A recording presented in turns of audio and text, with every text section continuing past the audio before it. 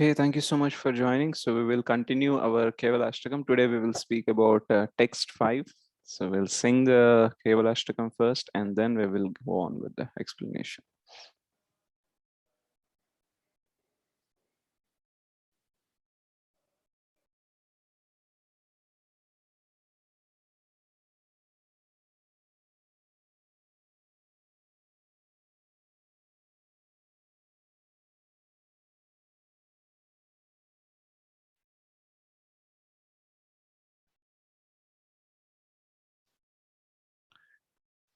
Okay.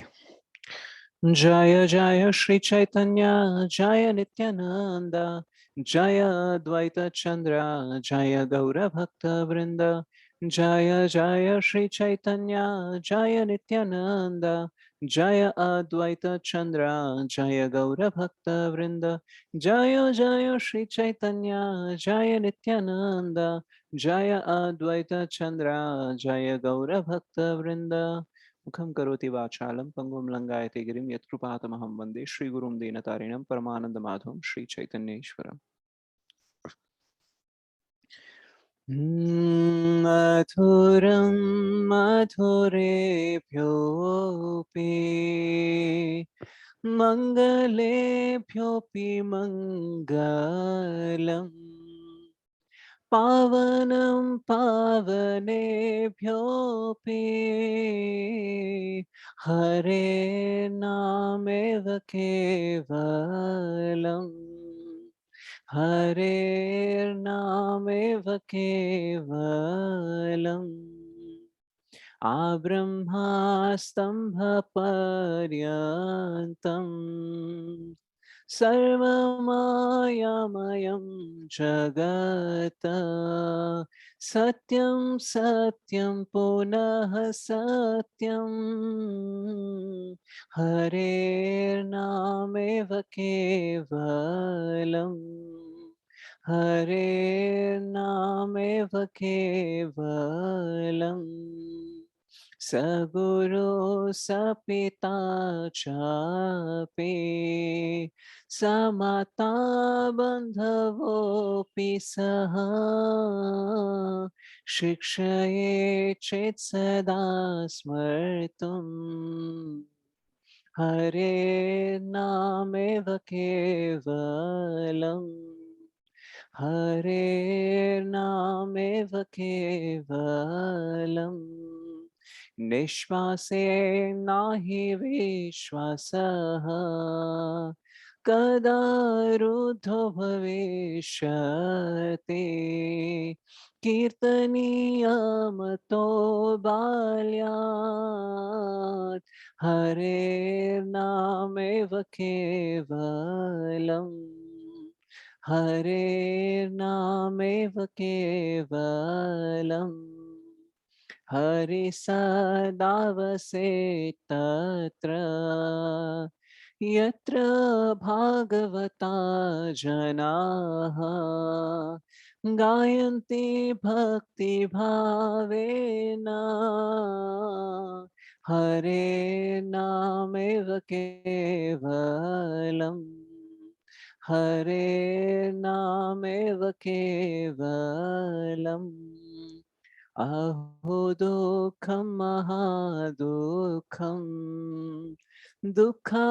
दुःखतरं यतः काचर्थं विस्मृतं रत्न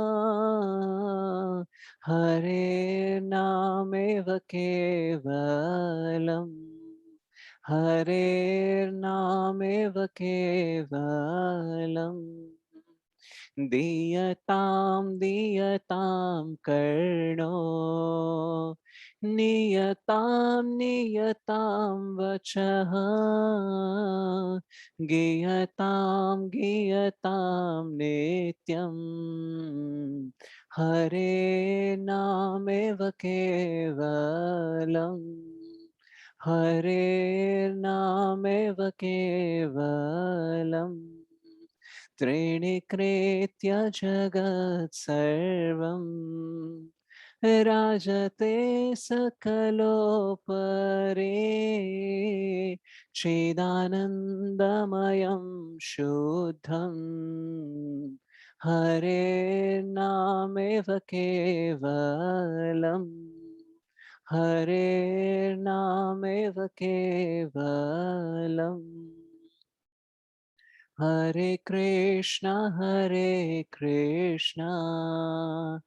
Krishna Krishna Hare Hare Hare Ram Ram Ram Hare Hare. Shri Kevalashtakam ki jai.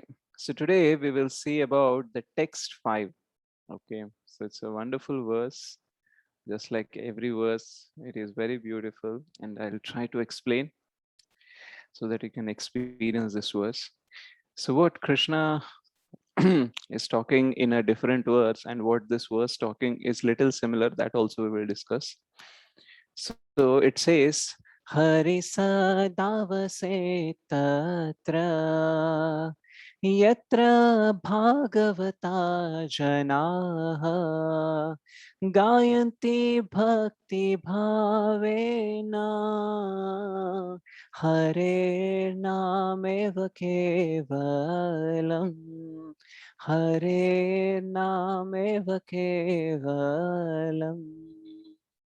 Lord Hari eternally dwells in that place where truly exalted, spiritually advanced souls sing in the mood of pure devotion.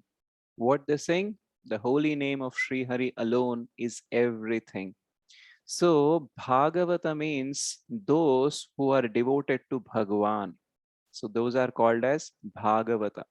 And such devotees, when they glorify and chant the holy name, their Lord will be always present, right? So Krishna resides wherever devotees chant the holy names. In the spiritual path, it is not only that, Krishna is our destination, but actually, Krishna, he is also our companion. Let us say, for example, you are traveling in a flight and you are going to meet a very great person. Okay, you have heard about him, but you have not never seen him. And throughout the journey, you are just thinking about him that, I'm going to meet him. I'm very much excited. I'll go there. I'll talk about this. I'll talk about that. And I always wanted to meet this person. So a lot of excitement is going on there, and you are just absorbed in that. And you went there, you reached your destination, you knocked the door, and when the door was open, you see that the same person whom you wanted to meet was the same person who was your co-passenger also. But that time he was sitting beside you throughout the journey, but you did not see him. You are excited that you will go and meet him, and in that absorption you actually did not interact with this person also. So similarly, Krishna is in our spiritual journey always with us. Yes, he is our destination. When we go back to Goloka, when we go to the spiritual world, we will meet Krishna. But not only there, Krishna is always with us in our throughout journey. Sarvasya chaham hridisannivishto. So in the Bhagavad Gita 15th chapter, 15th verse, Krishna says, I'm always there. I'm always seated in the heart of a devotee, or in the heart of every jiva for that case, right? So Krishna is close to us. Okay, what to say close? He's actually closer than the closest person that we can have. Let us say in our life we have a very close person. He may come and embrace us, right? But still there is a gap. He's outside of us. But Krishna is so close that he's always seated in our heart. Even the closest person we can embrace, but Krishna is seated in our heart only. So Krishna is very close to us, right? But we are very far from him. So how it is possible that Krishna is very close to us and we are far? Because we have turned away from Krishna. So Krishna bahirmukhana bhoga vancha kare. So that means what his Deva has done is, it was like this. Okay, so Krishna and we are very close to each other. We are looking at each other, but we have turned away. So what has happened? Krishna is there only. We have turned away from Krishna, but Krishna has not turned away. It is being said that there is nothing a jiva can do. that can make Krishna stop loving the jiva. Okay, no sin, no offense, no action a jiva can do which can make Krishna feel like, I'm fed up with this person, no, I'm no more going to live in his heart. He'll never leave any jiva's heart like that. He's always present no matter what we do, whether we worship him, whether we offend him, whether we are sinful, we are doing some, abominable actions or whatever is there. He will never leave us. Okay, he always gives us the opportunity so that we can turn towards him. Okay, he's never fed up with us. So sometimes we feel like, we are being so sinful, we are so bad, so fallen that, we cannot turn towards Krishna. Sometimes our mind will trap in that also, but we have to remember that we can turn away from Krishna, but Krishna will never turn away. Krishna will never ever desert us. He's always there for us. So, in that sense, what we can understand is we are never disqualified from bhakti. We may be unqualified for bhakti, but we are never disqualified from bhakti. So, what is the meaning of unqualified and disqualified? So, unqualified means, we don't have enough potential, or we're not, enough sincere, enough capable to, perform bhakti. But disqualified means we are not allowed to participate itself, right? So, a jiva is always qualified to participate, okay? He may not be qualified enough, okay, to complete the bhakti and go back home, back to Godhead, but he's never disqualified. No jiva is like, is out of the competition, out of the participation. Like each jiva, okay, everyone can practice bhakti no matter wherever they are. Okay, whether they are so fallen, whether they are exalted, no one can take away the right to perform bhakti from a jiva, right? So we all are maybe unqualified to do bhakti, but we are never disqualified because Krishna never rejects us. We may reject Krishna, we may offend Krishna, we may go away from Krishna, we may turn away from Krishna, but Krishna is always there to give us all the chances that we want. No matter how many times we fail, Krishna will keep on giving the chance so that we can reform ourselves, we can turn towards Him, and we can grow spiritually. So, Krishna is always there in our heart, but we cannot perceive Krishna. So, to perceive Krishna, what we have to do? We have to tune our consciousness so that we can perceive Krishna. Just like when we are having a radio, okay? So the songs or every radio program is there in the air, okay? But only when you tune your frequency, your radio's frequency, like 98.3, you do it, the radio mirchi will come, okay? So what you are doing, you are tuning the frequency so that you can perceive what is happening on that particular thing. So similarly, now our consciousness is so much absorbed in so many things, right? That we are not in, tuning our consciousness to perceive Krishna. So there has to be some spiritual frequency where we can perceive Krishna. And if we do not have that tuning, then what will happen? Krishna is there, but we cannot perceive. So when we are interested in something, what happens is, let us say what we are interested into is in front of our eyes, then we will notice what is happening around us. Sometimes we see people who are interested in watching cricket. Okay. So they are so much absorbed in watching cricket. What is happening around, they don't care. Their mother may be calling, come for the dinner and all, and they cannot even listen also. Okay. Even they say, like, I'll come in 2 minutes and it will be 1 hour, they'll not come also. So they'll be so much absorbed. Someone might be absorbed in watching a movie, watching TV serial, or watching cricket, or talking to someone whom they love or interested, and they forget the word. So one day what happened is, one of the devotee went to buy jewelry from a jewelry shop. Okay. And what happened is, that time some India Pakistan match was going on. And in general in India, so they will have TVs outside their shops, so that people can watch the cricket and they get attracted to the shop and all. So generally they have the TV set near the shop. And what happened, people, like, those who do not have a TV or do not stay at home at that particular time when the match was going on, so they'll try to grab the chance to watch cricket wherever it is there. So all the people were gathered over there to watch the cricket. Okay. And this devotee wanted to buy the jewelry.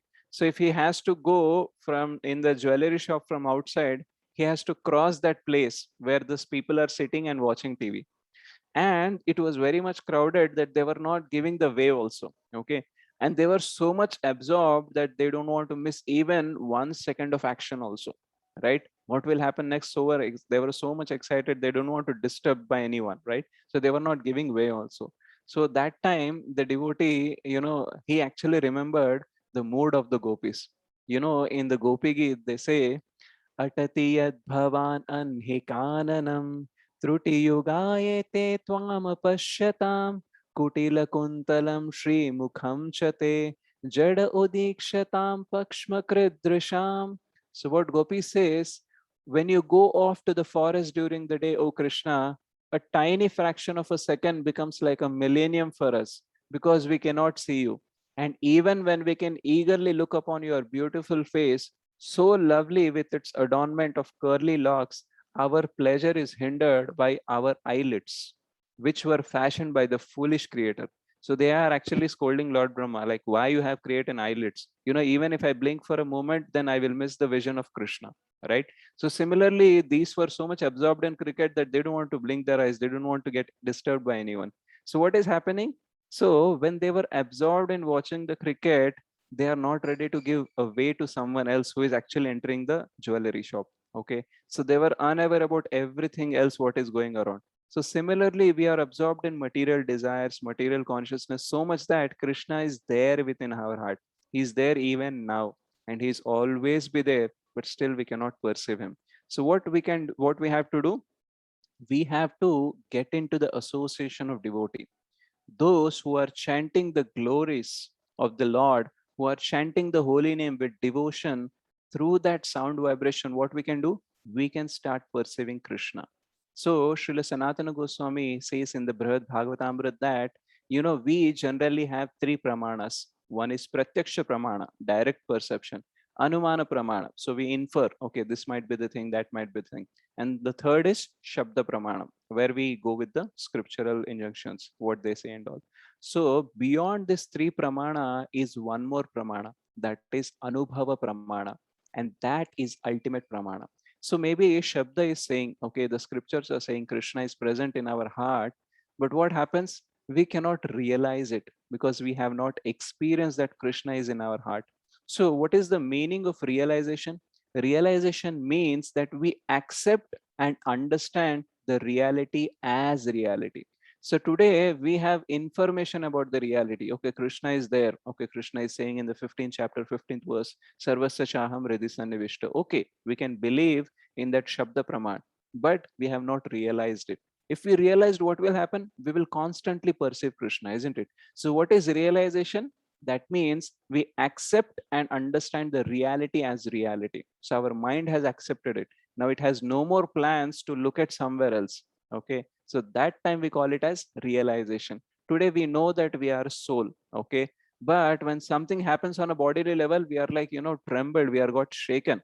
So we know that we are soul, but we have not realized that we have soul. So that is why we say our path is self-realization. Okay. So we know that there is a self, there is a spiritual core, but we have not realized. So similarly, Krishna is there in our heart. Okay. But we have not perceived him. So what we have to do? We have to perceive him through his holy name. Okay. And what happens is the sound vibration has the potency to manifest Krishna and we can experience Krishna. But what happens is when we are in association of a pure devotees, okay, all the devotees who are glorifying and chanting the glories of holy name, that time what will happen is the same spiritual vibration will attract Krishna to manifest. And during that time, what will happen? We actually experience Krishna. When we are alone chanting or reading the book or listening to the class and all, when we are alone, okay, we also have some little potency to attract Krishna to manifest. And as we learned in the second text of Shikshashtakam, that just because we are chanting, Krishna will not manifest. Okay. Based on the mood of devotion, based on the love and absorption that we have, Krishna will manifest more and more. So when we are in the association of devotees, what will happen? Maybe our potency is less, but when we are together chanting and doing the group kirtan and all, so that time what will happen? Some of us may have little potency, but some of the exalted devotees may be there in that group and they might be having more devotion. So what will happen? Together cumulative potency will attract Krishna to manifest. And that is why what we can experience while we are chanting alone, will experience Krishna more and more when we are participating in a Sankirtan or something, right? So what will happen? The devotees association make Krishna manifest more and more. So Krishna says one more verse like this in the Puranas, where he says that, Naham tishtami vaikunthe yoginam hridayeshu va tatra tishtami narada yatra gayanti madbhaktaha. I am not in Vaikuntha nor in the hearts of the yogis. I remain where my devotees engage in glorifying my activities. Now, it is to be understood that the Supreme Personality of Godhead does not leave the company of his devotees. Okay. So, when Krishna says, I am not there in Vaikuntha, I am not there in the yogi's heart. So, does it mean that he is not there? No, he's there. But what the thrust of this verse is that Krishna is there in Vaikuntha. Okay. But can we perceive him? We are in the material world. If we are in Vaikuntha, we can perceive him, right? So we cannot perceive him. And he is there in the hearts of the yogis. Okay. They can perceive Krishna because it is there in his heart. Okay. But we cannot perceive. So, what is the easy way to perceive? We can perceive only through the association of devotees where they are glorifying and chanting the holy names. So, when we are there in the association of devotees, we will start having the experience of Krishna. So, while we are chanting, we also get some kind of experience. But when we are in the association of devotees, what will happen? Our experience will be more and more. And the more devotion we have, the more experience we'll have about Krishna. Sometimes when we chant very nicely and we will have some good experience. And we are the same person chanting the same mantra, but sometimes experience won't be there. So, where is the difference? Because it is not only that we are chanting with the lips, but we have to put our heart into it. We want to say to Krishna that, we want you. Okay. So, when we say that and when we express our devotion and when we crave for him to manifest, then that actually will attract Krishna to manifest. And this generally happens when actually we are together in the association of the devotees. So, what Krishna is saying here, I am there in Vaikuntha, I am there in hearts of the yogis, but I can be more and more perceivable in the association of devotees. That is why we should never leave association. Srila Prabhupada has suggested us, like, do not practice or do not imitate the Babajis, that I will go to a very solitary place and I will just keep chanting Hare Krishna. I'll not come to the temple. I'll not participate in a service. I just want to chant. So, like that, activities do not do. Okay. You chant your 16 rounds. Even if possible, you chant those rounds also in the association of devotees. And you participate in service. Be associated with the devotees. Be associated in the Katha and Kirtan. All that actually create the experience of Krishna. And what we can experience through chanting of the holy name, this sound vibration, whatever it can give, no other sound vibration can give. There are many mantras people can chant, okay, but what the holy name can give, the extent to which it can give us solace, peace, bliss, and joy, that cannot be experienced with anyone else. So that is the reason holy name is actually very, very important for us. So generally what we see is that, when a baby is very small, okay, so it's an infant, let us say a newborn baby or very young, okay, so that time that baby experiences the love of the mother, okay, only through some objects. Let us say it is very cold, okay, so that time what will happen? The mother will come and put on the blanket, okay, so the baby doesn't know that mother has come and put on the blanket, but it knows that something has happened and because of which I'm feeling comfortable. Earlier, I was feeling cold, I was trembling, but someone has done something or something has happened because of that, I'm feeling comfort. So, this is what happens when we are chanting. When the hippies were chanting and participating in the Rath Yatra, they didn't know about Krishna, they didn't know about Jagannath, they don't know about devotion, they have no devotion. But through that experience, they were feeling some comfort. Okay, so just like an infant who is closed eyes and sleeping, but he know that something has happened, because of that I'm comfortable. Similarly, when we are chanting in the association of the devotees, okay, so even though we do not have love for Krishna, even though we have no particular kind of sincerity towards Krishna, we still feel the comfort over there, isn't it? But as we do it continuously, as we gradually grow into this process, what will happen? Just like over a period of time when the baby is growing, okay, it will understand that, whenever I'm feeling cold, my mother is coming and she is putting the blanket, and because of that, actually I'm experiencing this comfort. So even the baby is in half sleep, she knows that it is because of her mother she is feeling the experience of comfort. So similarly, as we grow in bhakti, in the association of devotees, what will happen? Today we do not know, we do not perceive Krishna, but gradually we will perceive Krishna. And every time we feel comfortable, we feel blissful, we know that it is Krishna. So we experience Krishna. And gradually, what will happen? Just like a baby is with closed half sleep, also she can see her mother. And over a period of time, when she grows up, she can clearly see that everywhere her mother is supporting her. So similarly, we will also open our eyes and we will start seeing Krishna everywhere. So this is the gradual process that will happen, which cannot happen if we are alone. So when we are in the association of devotees, that will happen. So today we may philosophically understand and chant, but if we add love to it, then we will experience Krishna more and more. So Krishna manifests in proportion to our devotion.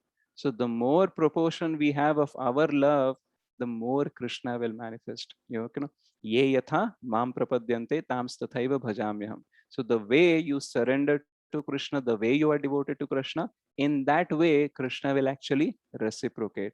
So the more we are devoted, we show Krishna that, we want you to manifest. Okay. Now we might be chanting mechanically because we have to chant rounds, because someone told, because scriptures are telling and all. So similarly, we have this mechanical mode. So Krishna will also mechanically manifest and we don't experience. We chant for 2 hours and we still feel that, tired. Okay, we don't experience because what happened? Our love is not being added with our lips. Okay, so our body is chanting but our heart is not chanting. So when our heart and body both are chanting, then what will happen? Krishna will manifest and we'll feel like, let me chant more and more. In general, what happens? We wanted to finish our rounds. Okay, but when we actually see and experience Krishna, then we want to chant more and more. So to the extent we experience peace, joy, bliss while we are chanting the holy name, no other sound vibration can give us that. So when we are in the association of devotees glorifying, who are glorifying and chanting, Gayanti Bhakti Bhavena. Okay, so they are not only Gayanti, they are Gayanti Bhakti Bhavena. Okay, and I am there. Hari Sada Vase Tatra Yatra Bhagavata Janaha Gayanti Bhakti Bhavena Harer Nameva Kevalam. So if we want to experience Krishna, so what we have to do? We have to be in association with the devotees. And why we have to be in association with the devotees? Because Krishna says that I will be there wherever my devotees chant the glories of my name or they are chanting my holy name. So even our Acharya says that if even if you're not able to go to the pilgrimages, okay, to the Tirthastal or Dham, wherever the devotees are chanting with love, that place is no more, nothing less than a tirthasthal. Okay, so all that potency, all that bliss that you can have, all that benedictions that you can have by going to a tirtha yatra, that you can have in the association of devotees who are lovingly chanting the holy names. So what this verse says to us, that Hari sada vaset tatra yatra bhagavata janaha gayanti bhakti bhavena hare nameva kevalam. So what we have said, that Bhagavata means the devotees who are devoted to Bhagavan. And we have told that, Krishna is not only our destination, but he is also our companion. Yes, we will meet Krishna when we go to the spiritual world, but during this journey also, Krishna is always there with us. Now also when we are having this class, he is there, he is listening, he is watching. So whatever we do, he is there. He's also the Sakshi. Okay, he is the ultimate observer. He is the ultimate, what you say, the observer who is seated in our heart, who is seeing all our activities, all our thoughts. So just like we have an example that when you are traveling, you forgot that the co-passenger is the same person whom you are going to meet. And we have told about how Krishna is closer to us, but we have turned away. And when we start turning towards him again, then we will start experiencing him. And what is the best way to experience? What is the best way to get the Anubhav Praman? It is in the association of devotees, because our potency to make Krishna manifest is very less. So when we are together, what will happen? Krishna will manifest more and more. That is why when we are in group chanting, when we are in Sankirtan, when we are in Katha, together, then what will happen? The spiritual potency we can experience. So that is what this verse is saying. So I'll just recite the verse. Hari सदा वसेत्तत्र यत्र भागवता जनाः गायन्ति भक्तिभावेन हरे नामेव केवलम् हरे नामेव केवलम्